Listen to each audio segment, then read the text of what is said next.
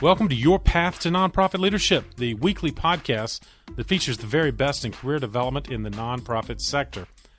I'm your host, Pat McDowell, and if you want to help out this podcast right now, take our podcast survey. Yes, that's right. You can find it within the show notes of this episode, or go to the homepage at patmcdowell.com. When you see the sliding images across the homepage, stop on the one that has the podcast on it, click on the survey button, and 5 minutes later, you will have helped us determine topics, guests, and other ways we can make this podcast more effective for you on your leadership journey. Speaking of leadership journeys, I had a fantastic conversation in this episode with Armando Chardiet, who serves currently as the president of the Atrium Health Foundation. Of course, they are a major player and expanding in the field of healthcare philanthropy throughout the southeastern United States. But Armando has had a stellar leadership journey throughout his career, not only in healthcare philanthropy, but also higher education and in community building, United Way work.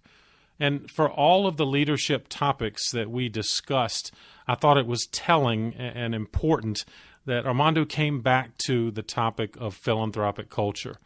And he has really risen to the occasion at each of his stops in building powerful philanthropic cultures. And it allowed us to talk about questions that are probably on your mind right now. Number one, what is philanthropic culture? How do you define it? What are the characteristics that make one organization have that philanthropic culture and others simply lack it? And maybe most importantly, as you listen to our conversation, Armando has ideas and distinct ideas about how you can improve the philanthropic culture at your organization. Lots of reasons to check out this discussion as well as the show notes related to it. It's episode number 169. Just go to the podcast page at patmcdowell.com and you can find out more about Armando, the great work he's doing at the Atrium Health Foundation, as well as access to resources that he and I discussed during this conversation. Without further ado, please enjoy this discussion with Armando Chardiet. Armando, thank you for joining me on the path. Hey, Pat, it's great to be with you this afternoon. I'm excited about this conversation, Armando. You and I have had some conversations leading up to this episode. And of course, you've had a fantastic career, not just the work you're doing now at the Atrium Health Foundation, but over many organizations, and certainly stellar in the leadership area in philanthropy. And what I've found is you really have a keen eye for organizational culture, in particular, philanthropic culture. And we're going to get into that more deeply. But let me just ask you this. As you look around with other nonprofit leaders, what's the biggest challenge that you see in the nonprofit sector facing leaders? I would say, Ben, that it would be the noise within our field. And by noise, I mean the amount of competition that exists today in the nonprofit world for philanthropic support, competition in social media, competition in so many different factors, that to have your organization stand out, you really have to be very focused and have a mission that really positions you uniquely within your community, within the country, depending on the size and scope of the organization that you're representing. But I think that the biggest challenges for us today in the non-for-profit world is the level of competition that exists today for philanthropic support. Yep, well put. And it's only growing, isn't it? You know, the increase in the number of 501c3s, here in North Carolina, where you and I both reside, but certainly nationally and internationally. And so nonprofit leaders are going to have to be more focused on expressing their message in a very clear and effective way. What sets you apart? What sets you apart? What's unique? The other piece of it too is from the philanthropist perspective. They're becoming, as you know, much more sophisticated, much more focused in terms of what they're willing to support, and they're also looking for outcomes in a different kind of way that they used to. So I think that's a whole other level of challenge that faces non-for-profits. Well, and you're the right guy to talk to about that because you're involved in so much philanthropic activity. And of course, you know the importance of the culture up and down. But before we go there, tell our listeners, for those that don't know, about the Atrium Health Foundation. Well, I've been with Atrium Health now just over 5 years. The Atrium Health Foundation is the nonprofit arm of Atrium Health, focused on supporting Atrium Health through philanthropic gifts. We have an endowment of about close to $500 million. Most of it in funds that are earmarked for different clinical research facility initiatives associated with Atrium Health. It supports initiatives within the Mecklenburg County area, which is the central hub for Atrium Health. Atrium Health has grown dramatically, even in the short time that I've been here for 5 years. It used to be, when I first arrived, Carolina's healthcare system. Right. We branded as Atrium Health. We've now merged with Wake Forest Baptist, so we're becoming a much more academic medical center and building a new medical school associated with Wake Forest Baptist here in Charlotte. So tremendous amount of growth over the last 5 years. We also have grown into the Georgia market in Macon, Georgia, and a couple of other locations in Georgia. That's fantastic. Well, I can't wait to unpack that, because you have so many elements of leadership, not just the philanthropy that you lead, but of course the complexity of an organization that is growing and is on the move. But before I go there, why'd you get into this kind of work, Armando? What brought you to philanthropic leadership? Well, I think it really, the roots of it really, without going back way too far, really has to do with my arrival in the United States as an immigrant family from Cuba. Early on, we were helped by so many social service organizations when we first arrived here, like many other families with really nothing other than our suitcases. I think that had an impact on me early on.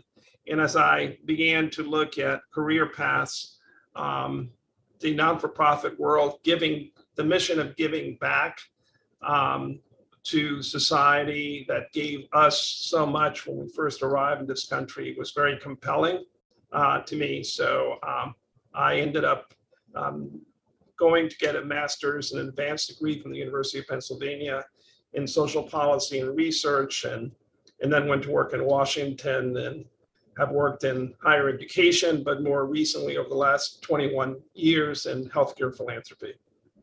Yeah, it's impressive. And of course, I'm going to encourage our listeners to get to know you better through your work. And I guess if you can go back with me to those early days in institutional advancement, higher ed, or obviously healthcare, what helped you early on? What were some of the key things that helped you? I'm imagining a listener right now, Armando, early on their journey.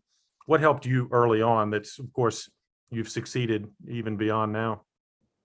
Well, I think it really has to do with mentorship. And that's why I value it. And it's been an important aspect of my management, because I was fortunate enough to have some incredible mentors throughout my career, but especially early on in my career, that helped me in a variety of ways. Helped me to understand volunteerism, helped me to understand how to manage boards, helped me to understand how to reach out to complex organizations and be successful at all those. So I think the most that I can attribute to has to do with individuals that really took the time to mentor me along the way. And of course, now you're passing it forward, aren't you? And which is great. And wherever you are on the path to nonprofit leadership, you can utilize mentors like you now, but just as you did early on in your career. And I'm hopeful that people will take advantage of that. Well, early on, I really was pretty much focused in the sort of non-for-profit world associated with minority communities around the country. Right. That was the work that I did at United Way of America, and then later on at United Way of Dade County in Florida. So I really felt like I was contributing to, very early on, this is in the early 80s, to initiatives that were really, really important to those communities. And had tremendous satisfaction from the work that I did during that period of time. Well, and obviously you built upon it, all those experiences. And how do you define your leadership now? What kind of leader are you, if someone were to ask you that kind of open-ended question?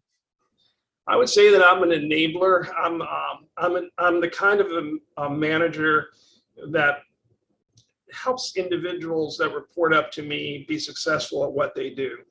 I try to give the right level of responsibility to those that are reporting to me, and basically I try to then be there for them, but not be overseeing them in such a way that they feel like they cannot make a decision without first asking me about it. Yeah. So I think empowering management by empowering those that work for me, making sure that they understand what their responsibilities are, what their goals and objectives are, and then let them hopefully be successful in achieving those goals, utilizing me as someone that they can turn to when they need support to be able to reach one of their respective goals. Yeah, it's well put. You're not going to micromanage. You want your team to be self-sufficient, I guess, right? And use you as a resource as needed. And obviously that's having the right talent and having the right people that are working for you. And it doesn't work with everybody, but I think for the most part throughout my career, I've found that it's the way that I feel like I want to be managed. And so if I'm feeling good about that, then I believe that the folks that I'm managing today are probably feeling good about the management experience with me. Well put. And you, in fact, have assembled a very talented team. So I'm going to ask you a question about that. Yeah. What are you looking for when you're hiring senior level talent to join your organization? Are there certain characteristics in particular you look for as you're interviewing candidates? Well, right now, and obviously I'm working, I'm very much focused on the development world. So I sometimes jokingly, but not so much jokingly, will let people know that if I meet a candidate and I interview someone that I have no desire to ever see again, then I probably won't hire that person. Yep. Because I think that in my world, in the world of developing relationships is so critical that if someone in a very short period of time can develop the connections with me during the interview process, then I'm not sure how they're going to be able to develop those same kinds of relationships with donors. Now that's sort of the funny, not so funny, but right. but a really important element of it. Obviously, someone needs to have the right credentials, and not necessarily from the highest academic centers, because I remember years ago when I was working at American University and I applied for a job at Columbia and I didn't get the job. Yeah. And the headhunter that was doing the search, I asked him, why didn't I get the job? I thought I connected really well. I was the director of major gifts at Columbia University. And he said, well, they just felt that you did not have Ivy League experience. And that stuck with me. And it really said to me, they were looking for something obviously that I did not have, but they really look at what I was bringing to the table. And so that's really important. So when I look to hire someone, it's really about the interview process is critical, but then also, sort of the case examples of how they've been successful. And that's something that I really focus on during the process of the interview. Yeah, I was going to ask you, that's perfect. So in other words, credentials are important, but you're perhaps going to look beyond the credentials. You experienced it firsthand, frankly, that maybe you were overlooked when you were very qualified. So again, if I'm a good candidate, I need to bring to you good relationship management stories or case studies. Would that be, a specific piece of advice maybe? Case studies are really very, very important. Actually, at one of my positions when I interviewed, ironically enough, when I did not get the job Columbia University, I ended up getting the job at Brown University. Yeah. And I can remember going through the interview process and at Brown. And one of the things that they actually had me do was that they put me in a room with a computer and a case study. And they said, well, how would you manage this particular case? How would you deal with this? And how would you be successful in managing this? And I had to sit there and write a narrative about how I would do that. And frankly, although I don't use that in every situation, it's not a bad tool to use as you're evaluating candidates. Yeah, I'm thinking with you and out loud that would be a tactic that perhaps would demonstrate more than just kind of the rote question and answer, right, from an interview, but force them to think about it and apply their knowledge. It also lets you see how they write, which is obviously an important part of whether you're an executive director or whether you're in the philanthropic world. Your writing skills, your ability to communicate in written form are very, very important. Yeah. Well, and I was going to ask you that because obviously you've excelled in healthcare philanthropy and you've also been in other sectors from United Way to higher ed. Unique elements to healthcare philanthropy. I guess some principles apply across the board, but talk about, what's unique about healthcare philanthropy for you. Well, for me, healthcare philanthropy, once I entered healthcare philanthropy, I felt that I had found sort of the right place for me. And what I love about it is that not one day is the same in healthcare philanthropy. Your portfolio is ever evolving, especially since healthcare philanthropy is now so much focused on grateful patient fundraising. You never know who's going to walk through a clinical door and become your next major gift donor. Yeah. So that part of it is very exciting. I think also very gratifying for me.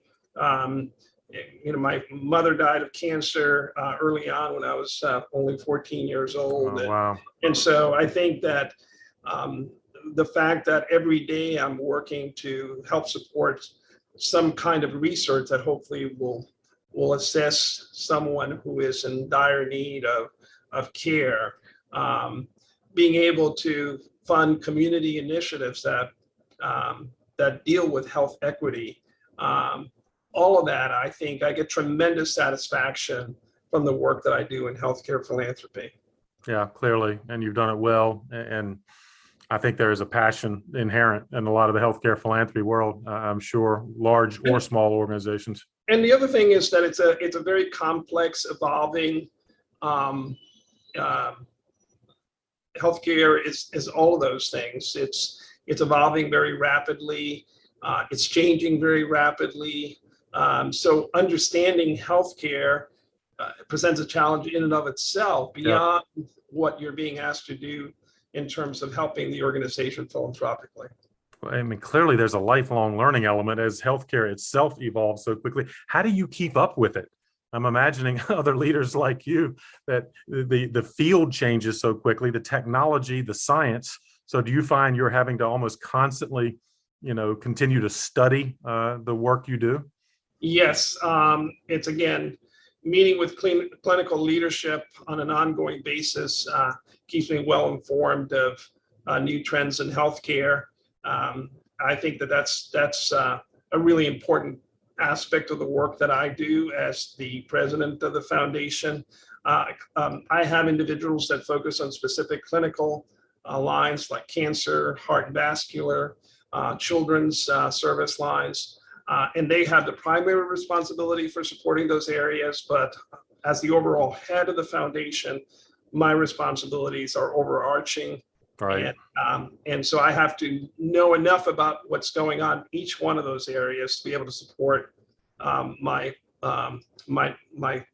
senior leadership. Yeah, it's impressive. And I figured I may come back to that as to how you stay organized in that. In fact, let me ask you now, how do you, given the volume and variety of activity, what are some methods you use personally to stay organized? Are you a to-do list guy, a calendar guy, or are there certain elements that you do, given that I'm sure your calendar is never not busy? No, my calendar's never not busy. I'm a list guy. I do on a weekly basis, probably on a Sunday, I probably put together a list of the things that I need to accomplish in the forthcoming week, prioritizing them as the must do, that would like to do list, and I try to accomplish as much as I can from that list on a weekly basis.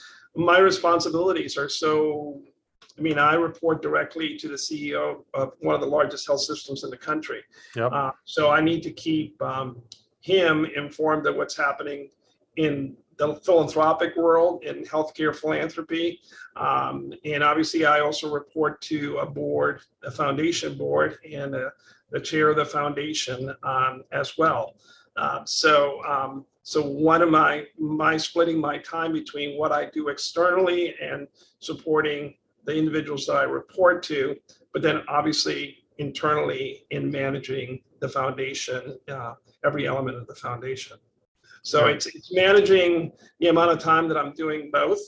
That's sort of that high wire act that I try to do on a daily basis to try to keep up with everything that's on my plate. I can imagine, and sometimes it feels like a high wire without a net underneath you, right, Armando? Most of the time most of the time is a high wire act without it. Absolutely. Are there key goals that drive you? Obviously, in a philanthropic organization like yours, the dollars raised is significant. But are there other goals that you really focus on personally or as the leader of the foundation? Yes, I think obviously the dollars raised. As much as we like to say that philanthropy is about more, for the most part, still boils down. Evaluated. A big part of the evaluation has to do with just how successful we are in meeting our financial objectives for that particular year. But beyond that, I think one of my biggest responsibilities is developing the culture of philanthropy within the health system, creating that and maintaining that culture of philanthropy within the organization.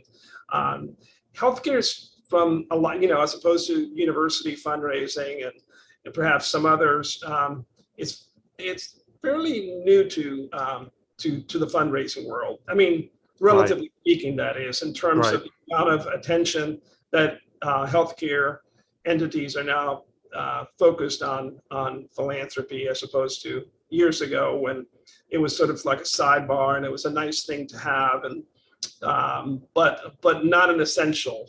Right. That's all changed now, and but healthcare organizations still need a lot of attention around the importance of philanthropy, educating the administrators of the hospitals, the boards of the hospitals, as to the role of philanthropy in assuring that the healthcare system is successful at what they do. Yeah, well put. And interesting, again, you lift up the importance of philanthropic culture. The very first time you and I talked about this podcast conversation, you mentioned the importance of culture. So how do we even define that? What are some of the characteristics that you would lift up when someone says, what defines philanthropic culture for an organization? Well, I think it starts with the board. I think that is the core of most of our non-for-profits. So you have to have a board that's engaged and understands the importance of philanthropy for their respective organizations. I think it then is the head of the organization, whether it's the CEO, whether it's yourself. It's making sure that enough time is being spent and focused on philanthropy. I think that's really critical. And then those messages sort of filter down to the organization and makes everybody sort of a partner in the philanthropic initiatives of the organization. But I think it starts with the board. Clearly, the CEO, I think, is critical. Whether you yourself are a CEO or aspire to be a CEO, the amount of time that you spend focused on philanthropy, I think, is really, really important. As some of university presidents probably spend about 60 to 70% of their time focused on philanthropy. Right. That's not the case in healthcare philanthropy, where for the most part, healthcare administrators maybe spend, 5 to 10% of their time focused on philanthropy. So creating that culture, maintaining that culture, making sure that philanthropy is not just a sidebar, but an important part of the organization, and that your CFO believes that that is the case and supports that, is really, really critical. Yeah, I love the way you define the different kind of subsectors of an organization, from board to CEO to staff. And of course, in your case, the administration. Let's go back to your board members. If I'm on your board, what do you want from me as a board member to help, I guess, empower this culture of philanthropy? Are there certain things you ask of your volunteer board members? Absolutely. I think it starts with being an ambassador for the organization that they're representing. I think that's really critical. And we do everything that we can here at the foundation to prepare them for that, in that role, in terms of the materials that we provide them, talking points, elevator speeches that they can use. They need to be our ambassadors in the communities where we reside, and making sure that they also feel about the organization that they represent, that this is one of the philanthropic priorities. It's really clearly important. We don't ask at the foundation for a specific amount of money on an annual basis from our board members, but we do ask them to think about the Atrium Health Foundation and Atrium Health as one of their philanthropic priorities. And obviously we solicit all foundation board members on an annual basis. You mentioned, again, donors are getting more sophisticated in terms of we'll talk about that. Are you finding there's a greater scrutiny of the hospital and the healthcare system's programming? Or I guess I think about our grandparents' generation perhaps gave with more of a sense of trust, but are you finding donors, frankly, aren't quite as willing to give without more information? Oh, no, there's no question about it. I'm old enough.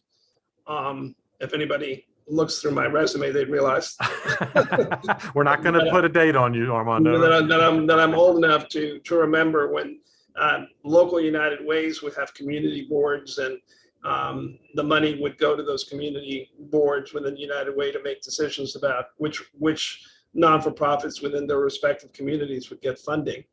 And so that was a tremendous amount of trust that existed in the 60s, 70s, and even 80s, and probably into the 90s to some degree. But already in the early 90s, you began to see the dramatic shift that was taking place in philanthropy, where individual donors, corporations, foundations were becoming much more specific about what they were funding, and were beginning to take a look at outcomes associated with the gifts that they were making. And then, foundations like the Gates Foundation, the Rockefeller Foundation, the Carnegie Foundation really began to change the way the foundations were looking to fund, became much more narrow in their funding, and corporations have followed suit. I tell the story, Patton, of when I was back in United Way of America. I remember, this is a corporate story, but I remember being invited to go visit the American Express Foundation in New York City. All right. And I remember getting to the American Express building in Manhattan, and being taken up to, I don't know, the 60th floor. I know it was very high. I know I had great views. Right. And being served coffee from these beautiful china cups. And I bet a bottom dollar that if you were to look for the American Express Foundation today, it wouldn't be sitting up on one of the top floors. Right. Corporate philanthropy has changed dramatically and it's really driven by market strategy, and very, very different from where it used to be. So that has also changed. So foundations have changed, corporations have changed, become much more critical and much more focused on their funding. Corporations around marketing strategies, foundations just about specific areas that they're looking to fund. And then individuals have become much more focused in terms of what they're looking to fund.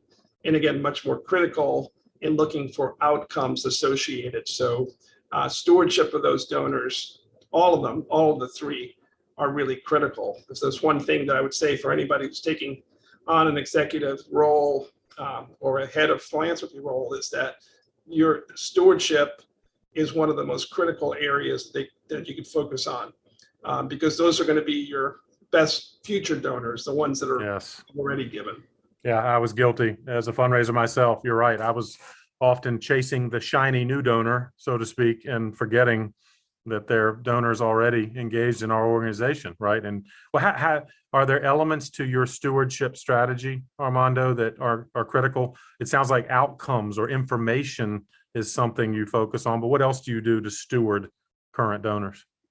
Again, I think it's just touching them in different ways. Touching them by providing them with information, either directly or indirectly through publications, through emails, through social media targeting. So it's really a constant flow of information that we try to provide our existing donors about what is happening with their gift, or what philanthropically is happening at Atrium Health.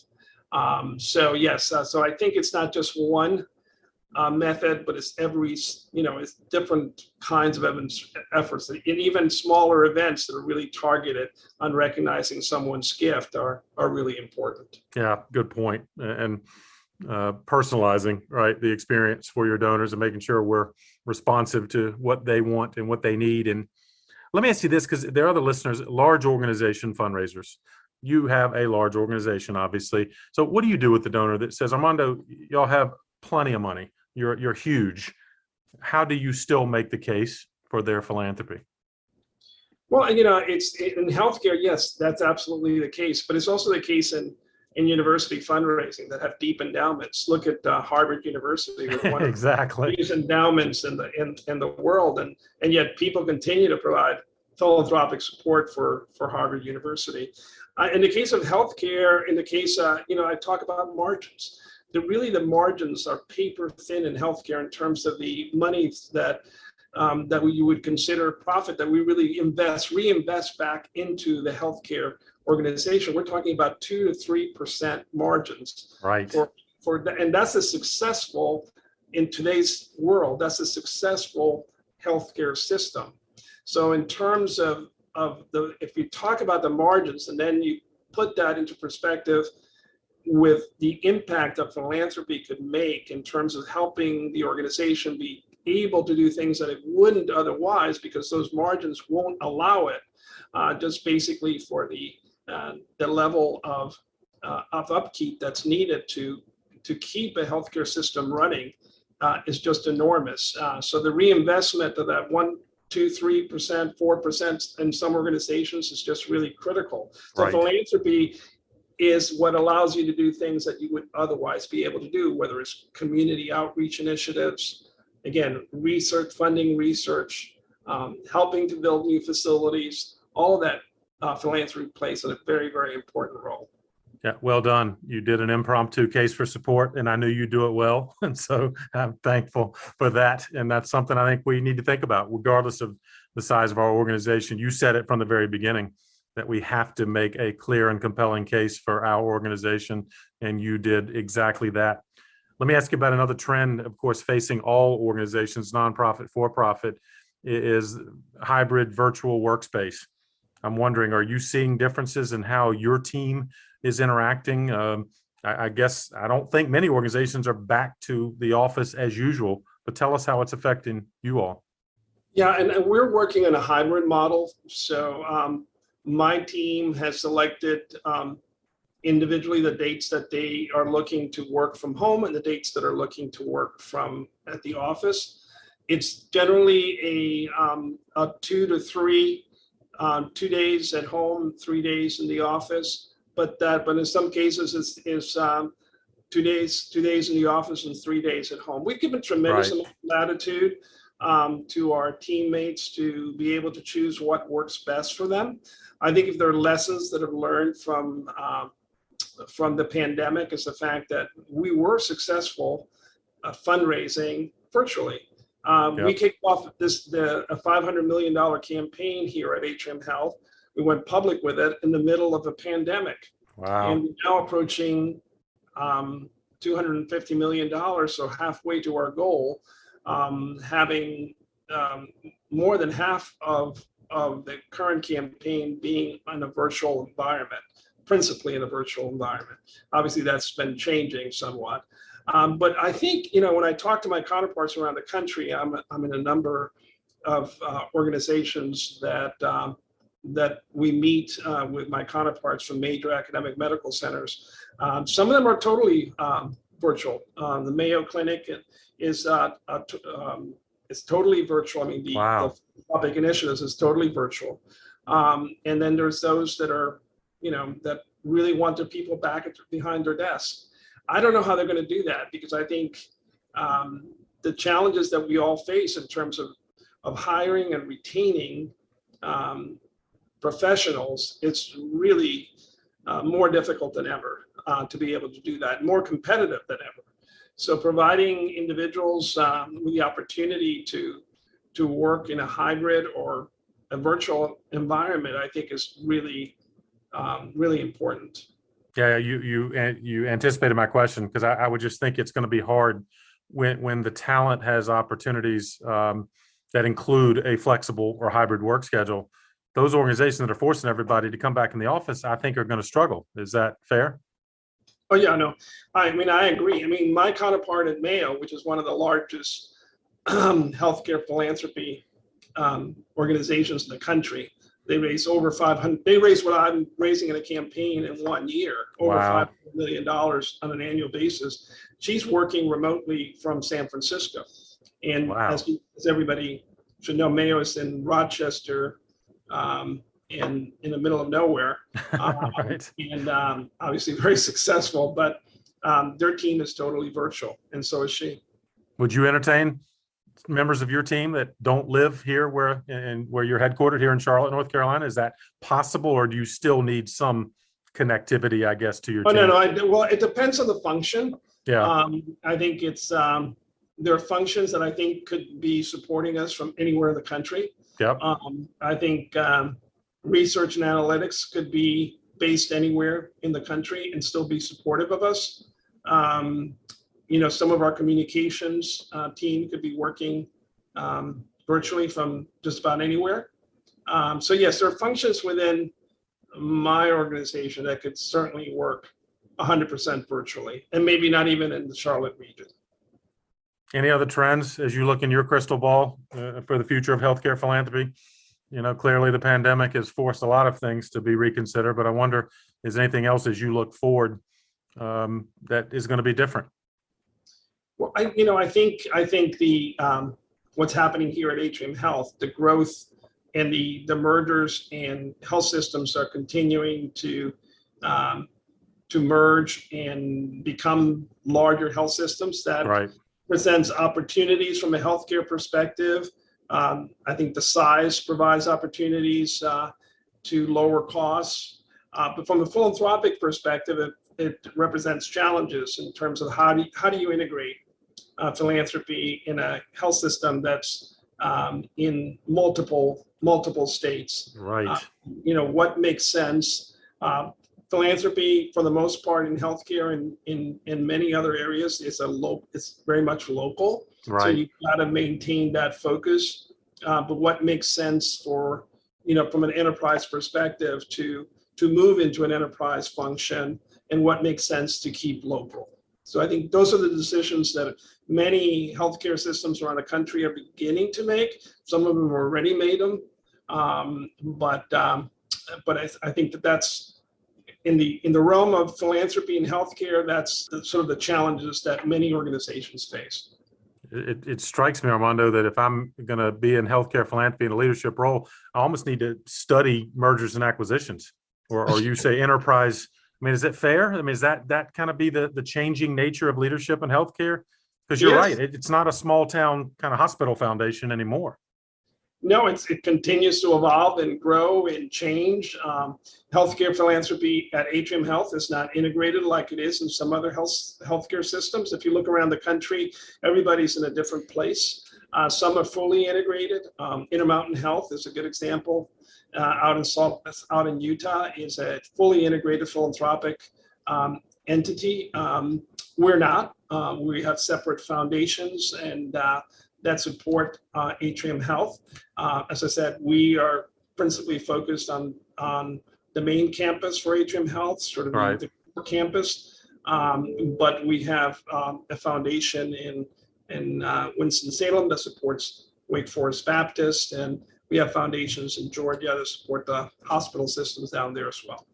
Yeah, it's fantastic, but complex, and exactly. certainly, right. And I think it's going to be changing over time. Right. Well, Armando, this has been fantastic advice on all levels of leadership and philanthropy. And you started, or early on in our conversation, you talked about the importance of mentorship. And I wonder, as we finish, is there any other advice you'd offer someone who says, hey, I want to follow your path, Armando, in kind of healthcare, philanthropy, leadership? Any other advice you'd offer them as they ponder that journey? Yes, I think the biggest advice that I give individuals coming into this world is that they make sure that they do their homework when they're looking at an opportunity, whatever that might be. But that's true for whether you're talking about healthcare philanthropy or you're talking about moving into any human service organization. I think really doing your homework and making sure that the environment in the organization is going to allow you to succeed. That is, if you're assuming a role within a philanthropic role within that organization, making sure, as we talked earlier, that there's some level of culture of philanthropy that's going to allow you to succeed. Talking to your direct supervisor, whether that's the CEO. And by the way, I strongly feel that if you're in a philanthropic role and you're going to be moving on to a leadership role within an organization, that you should be reporting to the CEO of the organization or to the president of the organization, whatever that title may be. Right. I think that it provides you with tremendous amount of leverage as you move around the community. So I think really taking a look at the organization that you're seeking to find employment in, I think is really, really critical. And making sure that there's, not everything needs to be in place, because that's part of your responsibilities moving in, but that there's enough there in place that will allow you to get sort of a foothold and allow you to succeed eventually. Yep. Very well put. Armando, this has been fantastic. Lots to unpack here. And of course, I'm going to encourage our listeners to check out the show notes. One other parting gift, if I might ask you, is a book recommendation. I know you've got many probably that have affected you, but is there one you might lift up for our listeners to consider? Well, someone who I've gotten to know over the last 5 years fairly well, because he did consulting work here with Atrium Health, is a gentleman by the name of Michael Watkins. Yes. And he wrote a book called The First 90 Days and Critical Success Strategies for New Leaders at All Levels. I think that that's a book that if you're thinking about, if you're moving into a new position, if you're onboarding someone that's coming in at a senior level, it's a great book to give to someone or to read yourself. So I would say that that's a book that I've used. I used 5 years ago when I came to Atrium Health. It wasn't the first time I read it, but I reread it. And he teaches at the Harvard Business School, and just a tremendous thinker in this world. Yeah, could not agree more. It's on the bookshelf behind me. And I wholeheartedly endorse your recommendation to our listeners. It's a great one, as everything you have shared. If people want to find out more about you and perhaps the campaign, Armando, where can they go to learn more? Well, certainly they can reach to me directly through my LinkedIn portal. Would probably be the best way to connect with me. And I'm happy to connect with folks that are interested in continuing the conversation. And I think at this point in my career, I'm at a point where I might be able to help folks along the way. So always willing to be able to make that happen. Well, thank you for that, Armando. You are a champion of the sector, and I'm delighted to introduce you perhaps to listeners who do not yet know you, but they need to check it out. Our show notes will provide exactly that, more information about you, more about the Atrium Health Foundation and your campaign.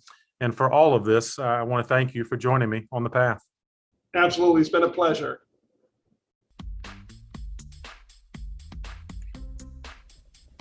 Well, I hope you enjoyed this conversation with Armando as much as I did and came away with some practical ideas that can guide you on your leadership journey, but also help your nonprofit organization build a better philanthropic culture. Don't forget about the show notes. They are available on our website, pattonmcdowell.com, where you can find out more about Armando and the great work he's doing at the Atrium Health Foundation, as well as some really good book recommendations to boot. As always, thanks for sharing this episode with someone else on the path. And if you haven't already, you can subscribe. Just go to that podcast page, pattonmcdowell.com, and you'll see the follow button, and follow does, in fact, equal subscribe. Don't miss out on any of our weekly episodes. They come out every Thursday. And if you like this one, click on the episodes button on the top of that same page, and you can scroll through thumbnails of some of our most popular episodes or search by topic or guest name. Once again, thank you in advance for taking the podcast survey. And by the way, if you take the survey, you will get a curated list of audio resources as a token of our appreciation for your effort. In other words, when you indicate the topics that you are most interested in, we will select some of the most popular episodes on those topics, send it back to you in an email so that you can listen more. Thanks again for all you're doing in the nonprofit sector, especially right now, and keep up the good work for causes that are most meaningful to you. I'll keep bringing you content that can help you do it even better. Have a great week. I'll see you next time on The Path.